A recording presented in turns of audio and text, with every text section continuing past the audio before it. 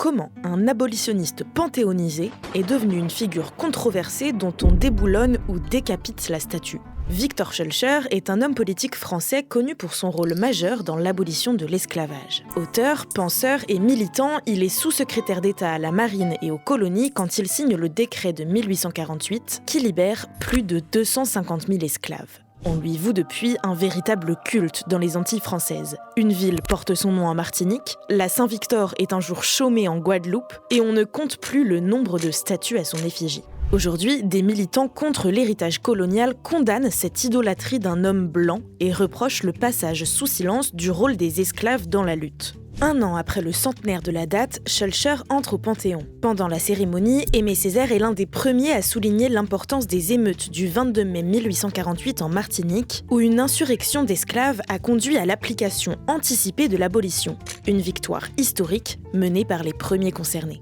Quelques dizaines d'années plus tôt, en 1804, l'indépendance et l'abolition sont déclarées à Haïti après 13 ans de guerre. De quoi nourrir l'espoir chez les esclaves des îles voisines. En désacralisant Schœlcher, on inscrit surtout la lutte contre l'esclavagisme dans une plus grande période ayant commencé dès la Révolution française. Pour rappel, une première abolition avait été proclamée en 1794 et avait duré moins de 10 ans. Plus de 200 ans plus tard, le devoir de mémoire implique aussi de reconnaître des récits partagés, des lieux et des personnes oubliées par la grande histoire. C'est ce dont il est question dans cet épisode du Cours de l'Histoire.